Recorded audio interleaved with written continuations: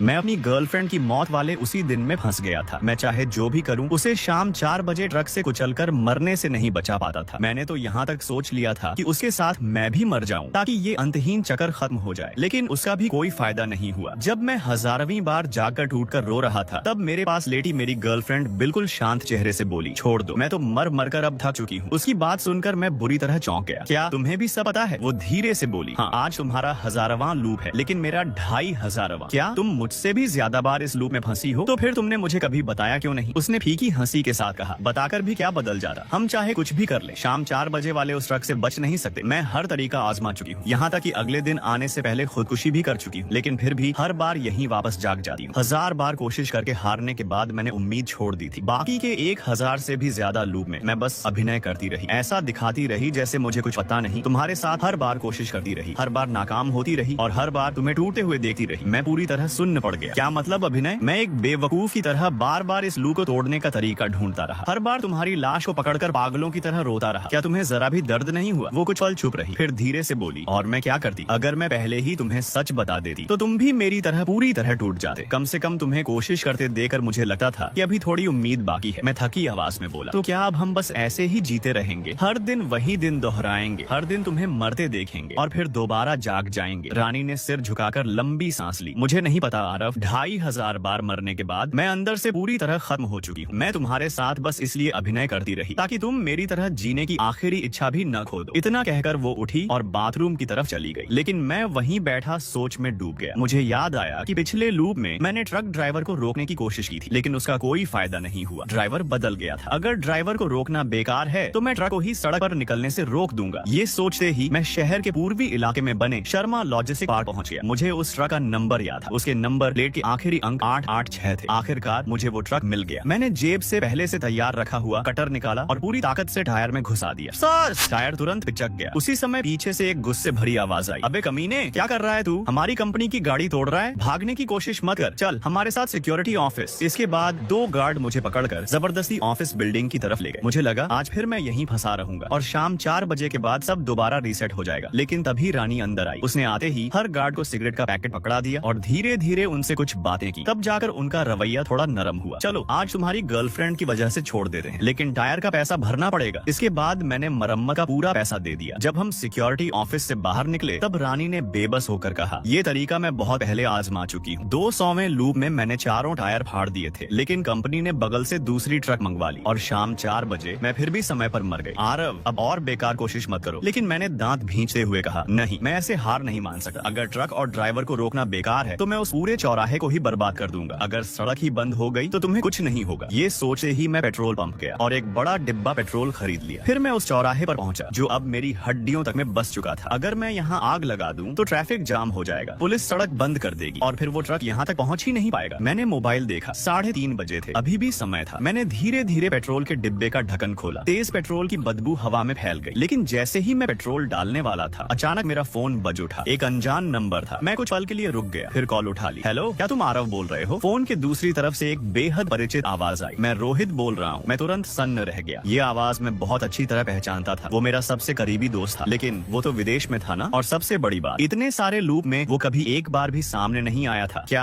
आखिरकार इस अंतहीन चक्र में कोई बदलाव आने वाला था? रोहित, तू तो विदेश में था ना, अचानक मुझे फोन कैसे कर दिया? फोन के दूसरी तरफ से हंसते हुए आवाज आई, मैं वापस इंडिया आ गया हूँ, सोचा तुम्हें सरप्राइज दूंगा। अभी अभी फ्लाइट से उतरा हूँ, तू कहाँ है? मिलते हैं। उसकी बात सुनते ही मेरे दिमाग में जैसे घंटियां बजने लगी। कुछ तो गड़बड़ था। वो आज ही वापस क्यों आया और ठीक उसी समय फोन क्यों किया जब मैं उस सड़क को तबाह करने वाला था? मैं जरा भी लापरवाही नहीं करना चाहता था। मुझे डर था कहीं कोई मेरी योजना खराब न कर दे। मैंने झिझकते हुए कहा, यार किसी और दिन मिलते हैं, मुझे अभी थोड़ा काम है। लेकिन उसने मेरी बात काट दी। अरे नहीं यार, मैं तेरे और रानी के लिए गिफ्ट भी लाया हूँ, बस एक बार मिल ले। शाम 4 बजे सिटी स्क्वायर वाले कैफे में इंतजार करूंगा, आना जरूर। इतना कहकर उसने बिना मुझे जवाब देने का मौका दिए फोन काट दिया। मैं मोबाइल पकड़े खड़ा रह गया। मेरे हाथ पसीने से भीग चुके थे। एक नया इंसान, एक नया बदलाव, क्या यही इस अंतहीन लूप को तोड़ने का मौका था? आखिरकार मैंने आग लगाने वाला प्लान छोड़ दिया और रानी को फोन किया। मैंने सारी बात उसे बताई। रानी भी कुछ पल चुप रही, फिर बोली, अजीब बात है, मेरे किसी भी लूप में तुम्हारा ये दोस्त रोहित कभी दिखाई नहीं दिया। क्या पता असली मोड़ उसी से जुड़ा हो। मैंने तुरंत कहा, मिलकर देखते हैं। इसके बाद मैंने जानबूझकर उस मौत वाले चौराहे से सबसे दूर एक कैफे चुना। कैफे में रानी मेरे सामने बैठी थी, लेकिन उसके चेहरे पर अब भी वही थका हुआ और टूटा हुआ भाव था, जैसे उसे जिंदगी से कोई उम्मीद ही न बची हो। मैंने धीमे स्वर में पूछा, तुम्हें लगता है रोहित ही इस सब की चाबी है? रानी ने सिर हिलाया, मुझे नहीं पता, लेकिन तुम्हारे 1001वें लूप में यही पहली चीज है जो अलग हुई है। इसके बाद हम दोनों चुप हो गए। रानी खिड़की के बाहर देखती रही और घड़ी की सुइयां धीरे धीरे शाम 4 बजे के करीब पहुंचने लगी। मेरा दिल जोर जोर से धड़क रहा था। जब समय 3:59 हुआ, मैंने सांस रोकर मोबाइल की स्क्रीन को घूरना शुरू कर दिया। फिर घड़ी में ठीक 4 बजे, लेकिन कुछ भी नहीं हुआ। ना ब्रेक की चीखती आवाज, ना लोगों की चीखें, ना हादसा। मैं खुशी से लगभग उछल पड़ा। रानी, कुछ नहीं हुआ, हम सफल हो गए, 4 बज चुके हैं, अब तुम्हें मरना नहीं पड़ेगा। लेकिन मेरी खुशी के विपरीत रानी के चेहरे पर अब भी गहरी निराशा थी। उसने मेरी तरफ देखा और धीरे से कहा, आरव, तुम बहुत भोले हो। उसकी बात खत्म होते ही धड़ाम एक जोरदार धमाका रानी के पीछे से सुनाई दिया। पूरा कैफे जोर से कांप उठा। लोग डर के मारे चीखने लगे और इधर उधर भागने लगे। अगले ही पल एक विशाल ट्रक कैफे की दीवार तोड़ता हुआ सीधे रानी की तरफ आ गया। मैं अविश्वास से सब कुछ देखता रह गया। ये कैसे संभव था? ये तो पैदल चलने वालों वाली सड़क थी, यहाँ गाड़ियाँ आती ही नहीं थी। लेकिन मुझे सोचने का मौका ही नहीं मिला। अचानक मैं झटके से बिस्तर पर उठ बैठा। मेरी सांसें तेज चल रही थी। मैं फिर वापस आ चुका था। सब कुछ फिर से शुरू हो गया था। निराशा की लहरें मुझे अंदर तक डुबोने लगी। मैंने दोनों हाथों से चेहरा ढक लिया और फूट फूट कर रोने लगा। लेकिन पास बैठी रानी अब भी उसी थके हुए चेहरे से मुझे देख रही थी। वो धीमी आवाज में बोली, मुझे बचाने की कोशिश करना बंद करो। ये पता लगाओ कि आखिर कौन तुमसे इतनी नफरत करता है कि तुम्हें हमेशा के लिए इस अंतहीन लूप में कैद कर दिया। उसकी बात मेरे दिमाग में बिजली की तरह गिरी। क्या मतलब, मुझसे नफरत? लेकिन हर बार मरती तो तुम हो। आखिर ये सब हो क्या रहा है? क्या तुम्हें कुछ पता है? रानी ने धीरे से सिर हिलाया। मुझे तुमसे ज्यादा कुछ नहीं पता। बस इतना जानती हूँ कि इस लूप की ताकत तुम्हारी भावनाओं से आती है। तुम्हारी उम्मीद, तुम्हारी निराशा, तुम्हारा प्यार, तुम्हारा दर्द, ये सब इस लूप को चलाते रहने का ईंधन है। और मैं सिर्फ एक चाह रहा हूँ, एक ऐसा जरिया जिसकी वजह से तुम बार बार भावनाएं महसूस करते रहो। रानी की बातें बेहद क्रूर थी, लेकिन उन्होंने मेरी आंखें खोल दी। अब मुझे समझ आया, मैं चाहे जो करूं, रानी हर हाल में मरेगी, क्योंकि उसकी मौत ही इस पूरे लूप का केंद्र थी। सिर्फ उसके मरने पर ही मुझे दर्द होता था और उसी दर्द से ये लूप चलता रहता था। मैंने दांत भींच लिए। तो आखिर वो कौन है और उसने हमें इस लूप में फंसाया कैसे? रानी ने धीरे से कहा, ये तुम्हें खुद पता लगाना होगा। तुम्हें खुद इस रहस्य का रास्ता ढूंढना पड़ेगा। मैंने मुठियां कस ली। जो इंसान मुझसे नफरत कर सकता था, मेरे दिमाग में सबसे पहला नाम आया, रोहित। रोहित कभी मेरा सबसे करीबी दोस्त हुआ करता था। हम इतने अच्छे दोस्त थे कि कई बार होटल में बिल भरने को लेकर आपस में लड़ पड़ते थे। लेकिन फिर वो विदेश चला गया और धीरे धीरे हमारा संपर्क टूट गया। फिर अचानक पिछले लूप में उसका सामने आना। अब सोचने पर उसकी हर बात अजीब लग रही थी। उसका फोन, उसका अचानक लौटना, सब कुछ। मैंने फैसला कर लिया, अब अगला निशाना रोहित होगा। लेकिन इस बार मैं पहले की तरह बिना सोचे समझे बाहर नहीं निकलने वाला था। सबसे पहले मैंने रोहित के सोशल मीडिया अकाउंट देखने शुरू किए। उसकी प्रोफाइल दुनिया भर की घूमने वाली तस्वीरों से भरी हुई थी। कहीं बीच पर, कहीं पहाड़ों पर, कहीं महंगे रेस्तराओं में। ऊपर से देखने पर ऐसा लग रहा था जैसे पिछले कुछ सालों में उसकी जिंदगी बहुत शानदार रही हो। लेकिन तभी जब मैंने एक फोटो को झूम करके देखा तो मेरी नजर एक छोटी सी चीज पर जाकर टिक गई। रोहित के पीछे लगे बोर्ड पर एक भर्ती का विज्ञापन लिखा था और वो हिंदी में था। और सबसे बड़ी बात, वो वही पुरानी कबाब की दुकान थी जहाँ हम दोनों कभी बिल भरने को लेकर लड़ पड़े थे। मेरा दिल अचानक बैठ गया। रोहित कभी विदेश गया ही नहीं था। वो इतने सालों से सबको झूठ बोल रहा था, लेकिन क्यों? आखिर वो ऐसा क्यों कर रहा था? ये सोचते ही मैंने तुरंत कल वाले नंबर पर फोन मिला दिया। रोहित, मैं आरव बोल रहा हूँ, तू अभी कहाँ है? मैं तुझसे मिलने आ रहा हूँ। फोन के दूसरी तरफ कुछ सेकंड तक चुपी रही। ऐसा लग रहा था जैसे वो घबरा गया हो। फिर उसने धीरे से कहा, मैं अभी होटल पहुंचा हूँ, थोड़ा थका हुआ, किसी और दिन मिलते हैं। मैंने तुरंत कहा, अरे यार, इतने साल बाद मिले हैं। सच कहूँ तो तेरी बहुत याद आई। तू होटल का नाम बता दे, मैं परेशान नहीं करूंगा, बस तुझे कुछ देना है। रोहित कुछ सेकंड चुप रहा। फिर उसने एक 5 स्टार होटल का नाम बताया, रूम नंबर 1808। मैं वहीं इंतजार कर रहा हूँ। फोन कटते ही मैं तुरंत टैक्सी लेकर उस होटल पहुंच गया। अंदर जाते ही मैंने रिसेप्शन पर बैठी लड़की को चुपके से सिगरेट का पैकेट पकड़ा दिया। फिर मुस्कुराकर बोला, मैडम, मेरा दोस्त रोहित रूम 1808 में रुका है। उसका फोन बंद आ रहा है। क्या आप चेक कर सकती हैं कि वो बाहर गया है क्या? रिसेप्शनिस्ट ने कंप्यूटर में रिकॉर्ड चेक किया। फिर कुछ पल बाद उसने मेरी तरफ देखा। सॉरी सर, हमारे होटल में रोहित नाम का कोई गेस्ट रुका ही नहीं है। मेरी आंखें सिकुड़ गईं। जैसा मैंने सोचा था, रोहित शुरू से झूठ बोल रहा था। लेकिन वो मुझसे छिप क्यों रहा था? और अगर छिपना चाहता था तो फिर खुद ही मेरे सामने क्यों आया? मैं इन्हीं सवालों में उलझा हुआ था कि तभी मेरा फोन बज उठा। कॉल रानी की थी। आरव, तुम कहाँ हो? मैं होटल में रोहित को ढूंढ रहा हूँ। उसकी आवाज अचानक गंभीर हो गई। फौरन घर वापस आओ, उसके पीछे मत पड़ो। मैं चौंक गया। क्यों? रानी कुछ सेकंड चुप रही, फिर बोली, इस लू का उससे बहुत गहरा संबंध है, लेकिन असली खिलाड़ी रोहित नहीं है। वो सिर्फ एक मोहरा है। उससे उलझो मत। तुम उस आदमी का सामना नहीं कर पाओगे जो उसके पीछे है। उसकी बात सुनकर मैं कुछ पल के लिए स्तब्ध रह गया। लेकिन अजीब बात ये थी, उसकी चेतावनी ने मुझे रोकने के बजाय और जिद्दी बना दिया। अब मैं हर हाल में सच जानना चाहता था। मैं देखना चाहता था कि रोहित आखिर छिपा क्या रहा है। मैंने तुरंत दूसरा नंबर इस्तेमाल किया और रोहित को मैसेज भेजा, मुझे पता है तू होटल में नहीं है और ये भी पता है कि तू कभी विदेश गया ही नहीं। आज शाम 3 बजे हमारी पुरानी वाली शराब की दुकान पर मिल, हमें बात करनी है। मैसेज भेजने के बाद मैं